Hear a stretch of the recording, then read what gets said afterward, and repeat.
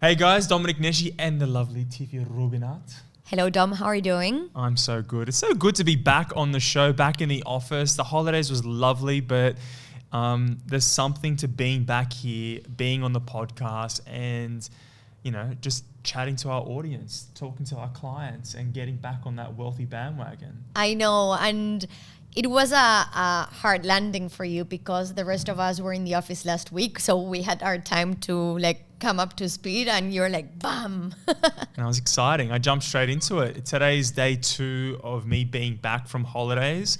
It was fun, very restful break. I got to sit and think probably more than necessary. But what I wanted to talk to everybody today was the property strategies of 2021. So whilst I was on that break, all that I could think about was what the hell am I going to be buying next? How many properties can I buy this year and what does that look like? And I know that you're always thinking about what properties you want to buy. So this is probably a topic that resonates with you. Yeah, 100%. I sort of did a full 360 thinking about that last year. My situation was very particular because I was waiting for my Australian passport to come in. So that would enable me to release equity and do a few things. The passport arrived early December. So now I'm in the whole mortgaging process to probably start buying around Feb this year. And I've already decided what I want. This is exciting. So this is great. I thought that in this podcast, it would be great to share with you some of our personal buying experiences, what we're thinking, how we approach it, and share with you some of our concerns, some of our excitement, some of our anxieties, and the way that we're going about it. Now, Tiffy and I are different from the majority of our clients because we've already acquired many properties. But it's still relevant to some of the early buyers because you can think about what this means for you after your second, third, or fourth property. But then also there are quite a few of our clients now that own multiple properties and they're saying, well, what do we do now? What's the next step? Exactly. And also I want to be mindful that we all had to start at some point. And I didn't start that long ago. It was 2 years ago. January 2019, we're in January 2021. And 2 years flew by, right? Yeah. So when you're trying to think, but it looks so far away. If you think about where you were standing 2 years ago, I've seen so many things change, right? So time goes by, your properties grow, you reap the rewards, and you're ready to keep building that portfolio. You just need to start. Get started. I say this every single freaking episode. Just get started. It's time in the market. Don't worry about timing it. Coincidentally, it is good timing, but just get in. I'm glad, actually, I don't want to deviate, but there's many of my friends, family that have been reaching out. So, thanks for reaching out. We love that you're all starting. And we're noticing that there's so many more clients jumping into the market. So that's awesome. There is. And for me, we have the Wealthi en Español podcast. And amazingly enough, because this week is the launch of season 2, I've had different people reaching out from the Latin community mostly. And not just people in Australia, but also people from overseas, right? And that's when you start seeing, okay, this is starting to ramp up very, very quickly. The demand has begun. Yeah. So without further ado, there are 4 things that I'm thinking about this year in particular. So, not to get overexcited, but I want to buy I'm tossing up between many options. 1 is buying a development site. 2 is buying a holiday home. 3, it's buying my own home. And 4, it's buying a premium off-the-plan property. I think we need to deep dive. We're going to deep dive into each one of those. Should we start with the development site? Yes, let's start with the development side. So many of you would have heard me last year talking about my now fiancée Charlotte, the fact that she bought a property. We bought something in that Penrith area. We're taking advantage of the western suburbs of Sydney. It's affordability. You're close to the airport. There's many developments going in that are changing people's lives. We love that energy, that steam. both fortunately and unfortunately, what we had as a strategy is we bought one home and we wanted to buy the home next door. Now that area has grown significantly since we first bought the property. Yep. And How long ago was that? about 12 months, Okay, so in 12 months, you've seen already prices grow significantly. nearly 100K. Wow. Yeah. That's massive. That's massive. It sucks because I'm the one that's buying next door and it might cost me quite a lot more. Hopefully my neighbor's not listening to this podcast. I don't want to pay you $100,000 more. No. But look, the reason why I'm thinking about a development and you're also thinking about development as well is because once you've advanced your portfolio, you've got a stable foundation, you've got income coming in. I'm in a fortunate position where my portfolio, it's a positively geared portfolio. It makes me a good amount of passive income every single month. And what I want to do is add multiple properties to our portfolio. So I'm fortunate where if I can buy next door, we will effectively be able to put between 8 and 10 townhouses on our site. Now, I'm looking at it as a bit of a land banking opportunity. Yes. Where it will be a little bit of a negatively geared property. It will cost me quite a lot of money up front, both buying the property, but then renovating it, getting it back up to scratch and being able to rent it out. Yes. So it's one of the biggest drawbacks and what's sort of preventing me is, like many of you, I've got a full-time job. Yes. It's, I'm partly own this business and this takes a lot of energy. So I was going to say a few things of what I like that you're doing and things to be mindful of. Yeah. So I actually like that you didn't start developing first because I like that you build a portfolio before you take higher risk. Okay, so you already have a positively geared portfolio. It's bringing cash in and you can go for higher risk, higher reward types of strategies. When you think about developing from a timelines perspective, it could take 5 years easily. Like just like this, 5 years from like you have this idea now and you start going through the motions till you get all of the council approvals, the construction begins and it's all done and dusted. So again, 5 years will go by, but are 5 years of a lot of energy going into that and a lot of money. And it can put you in a very difficult situation if you've not built a strong, solid foundation in your portfolio first. Absolutely. Tiffy's 100% right. I've got a property development background. My father works in construction. I used to work at a property developer. I've got many property developer friends, and I'm fortunate enough to not be naive about it. For instance, I love that you are wanting that. I would not want to be doing that. And I have a lot of passion for this industry. I believe in it, and I'm willing to deal with a lot of things going on in my own properties, like not best quality tenants, this and that. At this stage where I'm at, I'm not willing to go through what you're suggesting. Well, what I'm suggesting would require me to spend, $75,000 as a deposit. Then I'd have to pay stamp duty, add another $30,000, it's $100K. Yes. Then I'd have to renovate. That's going to be another $30,000 to $50,000. Yeah. So let's say $150K. Then there are the planning requirements. Then I've got to talk to an architect, a town planner.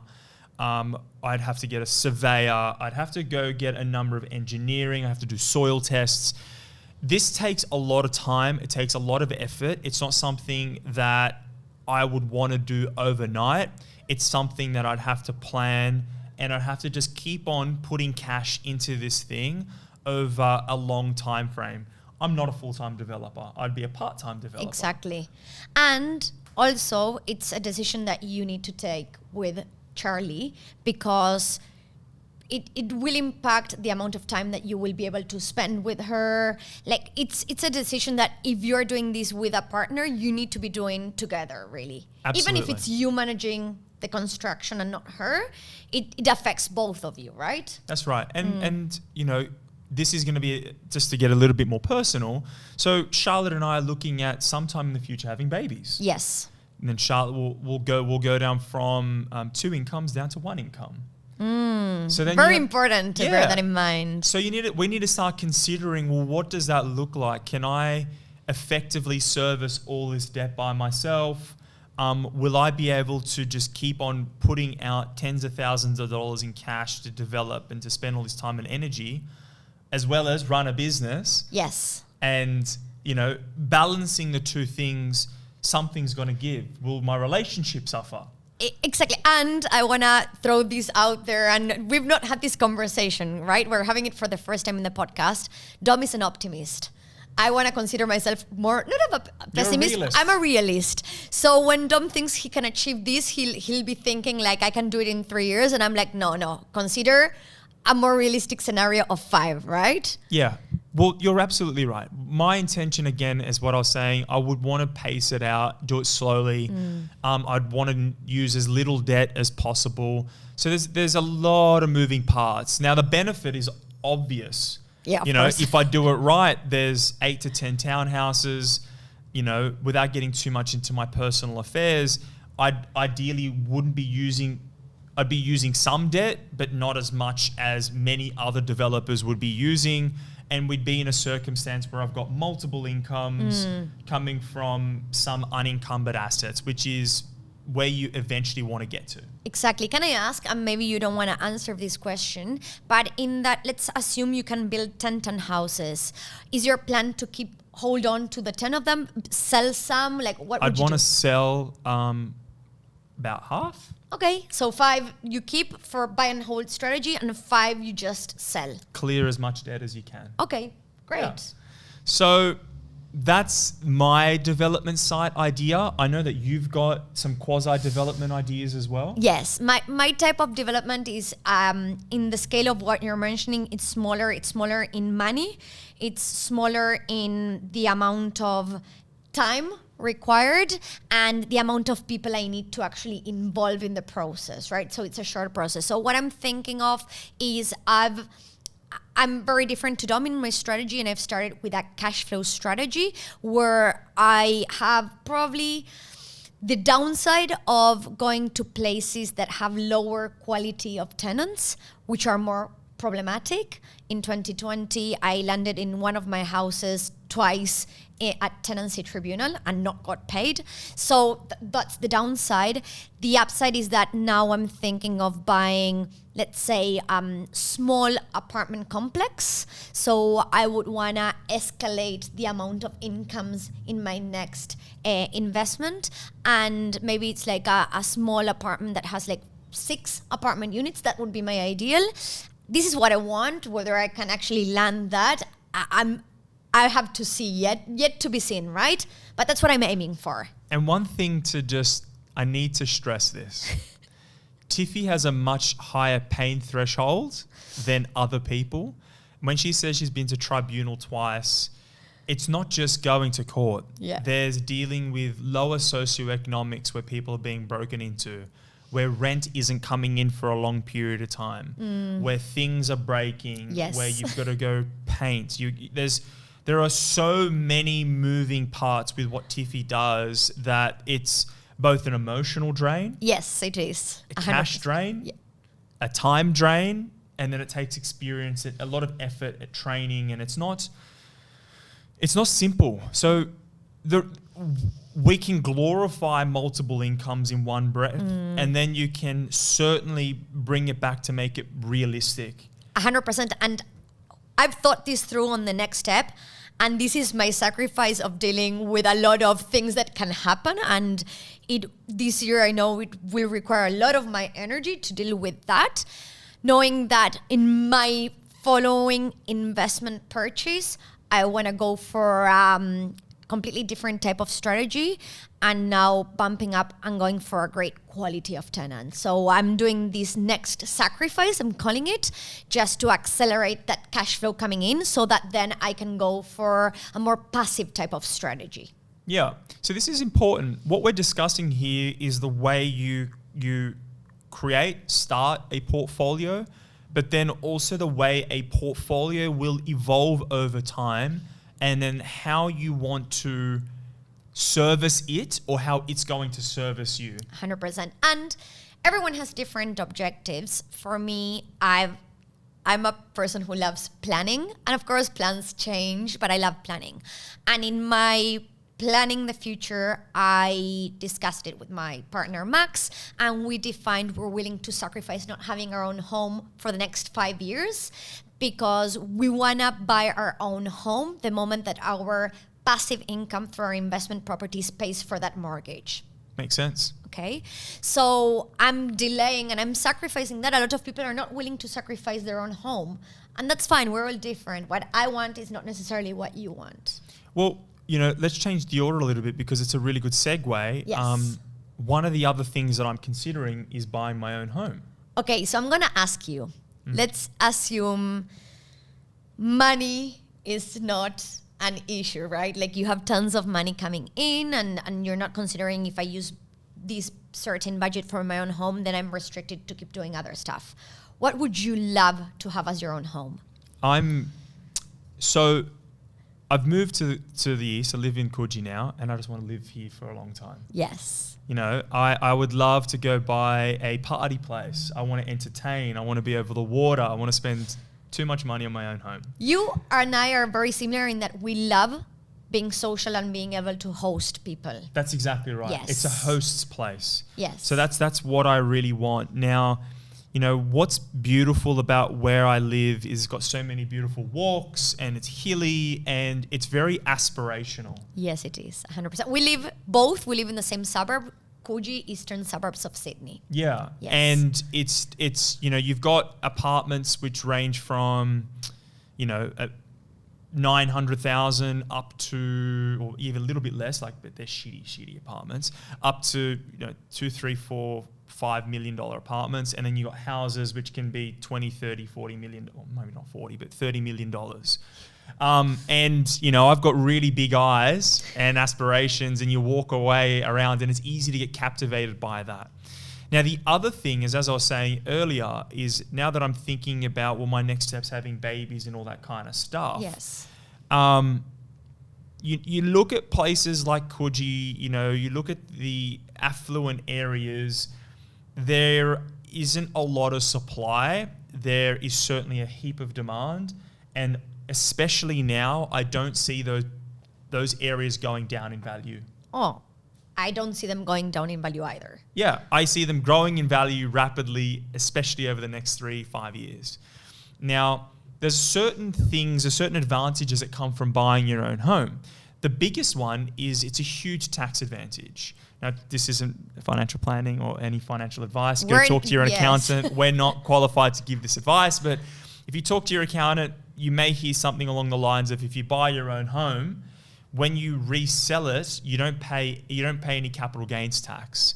Now, many affluent people that I know, property developers, they've bought their own home, say spent $1 million, and then a couple of years later they develop it, then they sell it for 1.5 or 2 million.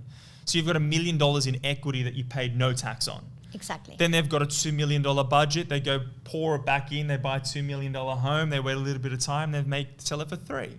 That's a great advantage, and that's if you want to sell. Ideally, we always say this in almost every episode. We love building wealth. That's why we are at Wealthi. And for us, it's about accumulating assets, not necessarily trading them. Yeah. So this strategy is great if you've got the time, if you've got the cash. Yep. So for me to execute this strategy, I would need to sell a bunch of my property, pay tax, pay agents. I'd need to get between $500,000 and $1 million in cash. Yeah. And then be exposed to the market and have to go roll it all in to get a huge amount of debt. Yes. And then you have to bear in mind, you don't have the passive income coming from your current investment properties, and you have to service a massive debt, right? So you need to have... With no rent. Exactly. Yeah. You need to have planned this ahead and also, I like thinking about assets in this way. You don't need to agree with me. I think assets put money in your bank account, liabilities take money out of your bank account. When people think their own home is their biggest asset, I think that's a huge mistake. That's the Robert Kiyosaki way of thinking. Yeah. Exactly. And I think that's most of the population. Because you could easily go and spend 500K or 3 million in your own home, and neither or will put money into your bank account. Now, you are in a very advanced stage as an investor, so you know how you can use your own home to keep investing. And that's why it's very important to tell our audience that we're discussing strategies that are not appropriate, in our opinion, for first home buyers. Yeah, it's first home buyers a different kettle of fish because, Yes. depending on how you're thinking about it, you might be using it just for the grants. And we have a lot of people that are buying their first home and think it's going to be their forever home. And then 2 years later, they've outgrown it, right? Yeah, that's right. Then your tastes change, and then you realize, hey, I don't like to be this far up a hill, and I want to be closer to the beach. Yeah. Or I want to be, closer to this area because there's better quality schools. So your taste will change, your budget will change. So that's the reason why we say to people, first home buyers, this isn't your forever home. Don't think it is. Primarily, you should use that first investment as an investment and use it as a way to build your wealth. Exactly. But buying the first home, I see why people buying your own home. I see why it's attractive. It's the emotional component is huge. It's a lot of people dream their entire lives with that. Yeah. For a lot of people, depending on where you come from, maybe in your family, your parents were never able to buy their own home. And it's that one thing that you want to achieve in life. So that's where, instead of being a rational decision, it becomes emotional.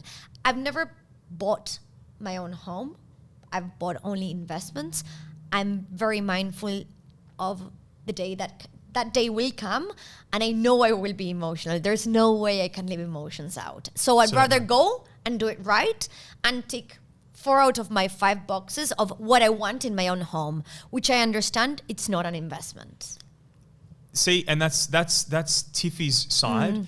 But the way that your own home can be an investment is if you're active in it. You're buying a really good site, you're developing it, you're doing upgrades. Yeah. So, you're buying the house, but then you're also putting money into it and increasing its value. Of course. Then you're flipping it, you're selling that property, and you're buying something bigger and nicer. That capital gains tax-free, and this is the way your own home can be an investment, but it requires a lot of time, it requires a lot of cash, it takes a certain amount of experience and expertise. 100%. Everything takes more time than you think, everything costs more than you think. And you will be living in a site that it's under renovation for big parts of that time if you're flipping, right? So It sucks. It sucks. You've done it. Yeah. You've done it in 2020, really. Yeah, it sucks. Yeah. So how much pain do I want this year?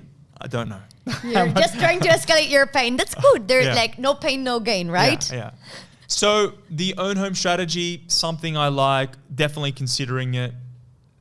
Maybe not.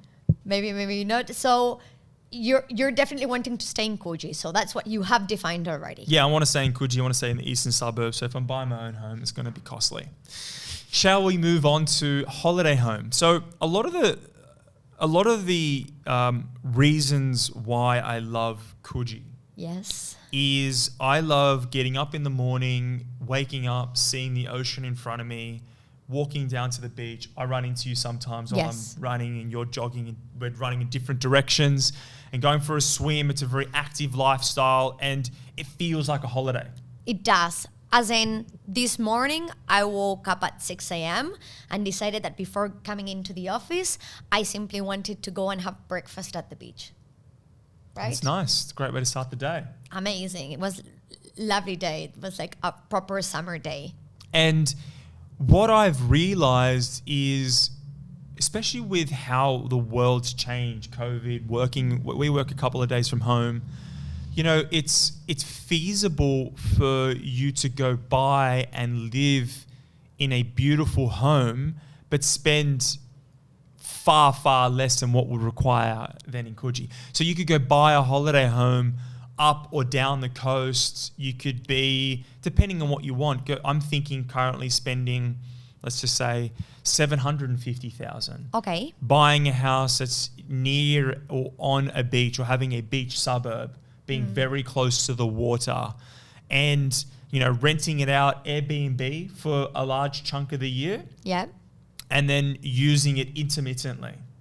So it is a good investment strategy in that there will be enough income to cover the debt. Yes. But then it's also a high quality property or good quality property that in 10 or 15 or 20 years, it's still there. Yes. And it's also a lifestyle thing. So I like it because, again, I want to be able to entertain. I want to be able to have that lifestyle, to live near the beach and have all these really good things, but not at a $2 or $3 million price tag. 100%. Now, realistically speaking, do you see yourself, let's say that you could go and buy this property tomorrow, you have the money, you just go and buy it. Do you see yourself in the next 2 years being able to spend much time working from there? See, this is practically. So practically, again, it's going to be very difficult. You've got to go find the property. It's probably going to be shitty. You'll have to renovate it. Pain in the ass. Heaps of cash. Then you've got to do Airbnb, or you've got to do short-term rental if you want to use that property. Now, with short-term rentals, I don't know if any of you are doing it, but there are a lot of moving parts. You've got to move tenants in and out. You may get an agent. That's very costly. It's very expensive. And there is a huge time and cash investment in this thing. How much time I want to put into this activity, it's fairly limited. Yeah. And I know the next fourth option we're going to be discussing is off the plan. Now, I know you like premium off the plan. Yeah. So if I give you the choice, and now we'll discuss premium, but would you consider versus premium of the plan a holiday of the plan? Maybe. Maybe. But you would prefer the premium one. And now you'll explain why. Yeah. So I never like to do anything in halves. I don't want to try and fit too many requirements into my one thing. So if I'm going to go buy a holiday home, I'm going to go buy the holiday home that I want. Yes. I'm going to buy something that's probably run down, as close to the water as it possibly can be. Yeah. It's going to be shitty. It's going to need a lot of work. If I'm going to go buy something off the plan and it's going to be premium, I want to go buy the best quality premium thing that I can get that's going to get me the capital growth, and it's going to be a good quality passive investment. So these are two different tracks. I don't want to put them both together because I'll get neither. They're very different. And I always say this, let's do one thing really well. If you want a holiday home, it needs to serve the purpose of being close to the water and being an actual holiday home. If it's an off the plan and you want that premium off the plan, it might not be on a holiday destination. It will be where you can see the growth of the suburb and how the property will appreciate significantly. That's right. So the holiday home is going to be in areas where there is relatively low employment opportunities.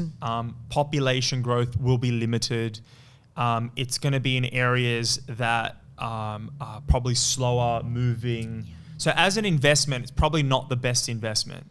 And because you mentioned Airbnb, it's not so passive. No, it's active. Yes. So it's not a great investment. It's not passive. It takes a lot of time. But again, it's an emotional thing. It is.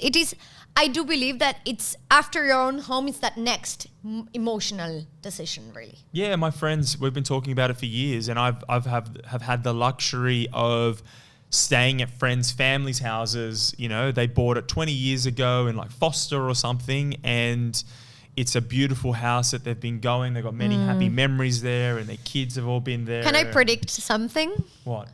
I think at the stage you're at, that you don't have kids yet, it's not as much as a priority. Once you have kids, you want to see yourself spending the time with the family on that holiday home. And that's when it probably like moves a few levels up in your priority list. And we're talking 2021 and what we want to do. I think all other options for you are higher in that list. Yeah, so this is now where we'll move on to premium property. Yes. You can get to a point in your portfolio where you'll say, hey, do I want to, at what point do I want to start enjoying my money and making emotional decisions? Or do I want to keep on pushing harder? Have you defined when? No, I haven't. I think this is why we're having the discussion today. I'm looking at, a premium off the plan investment. I like it because it's in Melbourne. I can put in a 10% deposit. There's good government, there's good developer incentives. It's in a very beautiful area that I know will grow. There'll be enough rent in the asset to cover the debt.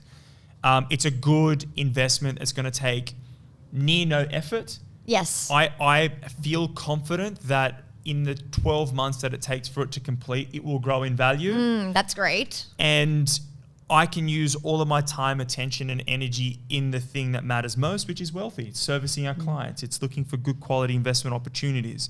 So that's another very good viable option for me, because personally, what matters most is Wealthi, top of the list. Yes. And then investment's really important because you want to still have other investments outside of your business or your work. And it will take not as much time away from what matters most to me. That's very important. Now, whenever we sit down with clients, trying to understand what they do for a living, what they're trying to achieve, it's always really important. And what you just mentioned is you have a full-time job, and Wealthi, it's growing super fast and it's taking a lot of your energy, right? So when you started with the development side, is now the right time? I know you really want it. It all comes down to, like, there's only 24 hours in a day, right? And I agree with you that a premium of the plan, which is super passive, it's a great investment. Of course, you have the chance of making significantly more money with that development, but it's completely different.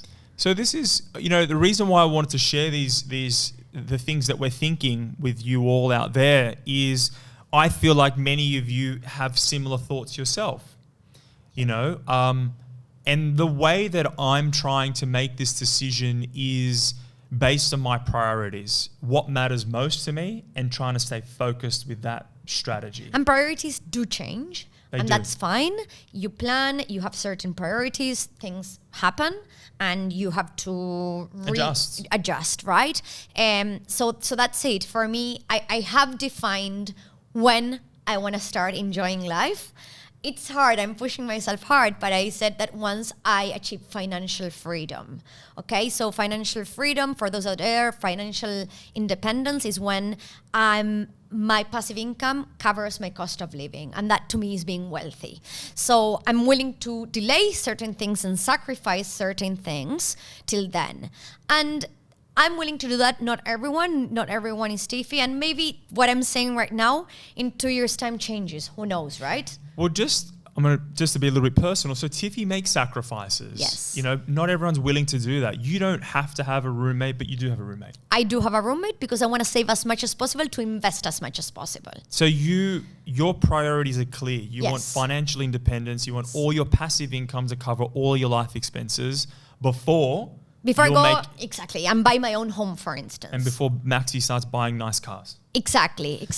And he's willing to make those sacrifices. That was a joint decision. That's why it's so important to want the same things and have discussed those things before getting more serious. Well, that's really important as well, because I know clients come to us, we had partners come to us today, and they haven't discussed how they want to invest. Yeah. How much debt do they want to get? What type of property? Do they want to buy their own home? Do they want to buy 2 properties? What sacrifices are they willing to make? These are all important decisions or conversations you need to have in advance. Again, one thing that's for sure is this year I want to buy as much property as I can. In an ideal world, if I can buy 2 on that list, 100%. I will buy 2. Now, that's a conversation that I need to have with my broker. We're going to have to figure out how much debt I can go and get.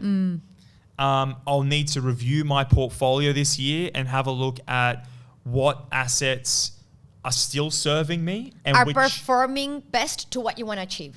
If I need to sell an asset, I know I often don't want to sell them, but if it's not achieving the things that I needed to, or if it's not in service of my greater strategy, sell it.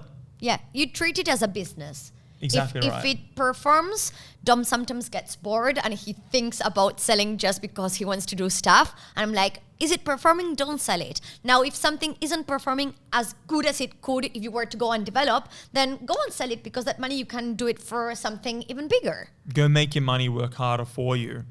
And that's exactly right, as Tiffy's saying. So you got to constantly, and we do this with all of our clients. This conversation is a conversation with our clients. Yes. Many of our clients that are listening are familiar and they're nodding their head. We will review your portfolio. We'll have a look at what the asset's doing. Is it on track? Is it doing the things that we believe that it should be doing? Are there things in your portfolio that are not tax efficient? Is this area not performing because things have happened or changed with the government? Should we sell that and then make the money work harder by buying this, that, or 2 other things? 100%. It's important to set up the strategy in advance, know where you want to go. What does wealthy mean to you? How much passive income do you want before you can go buy your holiday home or your own home? Or, are you a builder and you've got heaps of cash and you've got time and you want to go do your own developments and buy your own home? That's fine. Yeah, everyone's different. That's exactly right. Cool. So is there any other messages you want to leave people with? Anyone who's watching or listening to this podcast? If any of you have any questions out there about some of the strategies or things that we've discussed, reach out. Send us a text, Facebook, whatever, let us know. If any of you got a great idea about where we should be buying a holiday home, I was also open to listening to that. Yes. We've unpacked quite a lot in this episode. If you feel like there's some really good value, share it with all your friends. We'd love to meet them all. And it's good to be back on the show. It's great to be talking to you all. I can't wait to see more and more of you come through our office. Yeah, I just want to leave everyone with one more message, which is we've discussed from the bottom of our hearts what we're wanting to do and achieve in 2021. Dom is Dom, Tiffy is Tiffy, and this is not meant for everyone. We do receive people, like I've done phone calls where people without any prior experience, with little budgets, having not built a portfolio, are suggesting even crazier strategies than what we are talking about today. So please be mindful of to always consult with someone who knows what they're doing. If you want to learn about property investing, learn from someone who's in a more advanced stage, right? And yeah, just be careful, because we're trying to share our experiences and being honest. But if you're just starting, then you need to start with something significantly simpler. Yeah, I completely agree with Tiffy. This is something that pops up all the time. Don't think that the one property you're going to buy is the only one. No. It doesn't have to achieve all of your outcomes in one hit.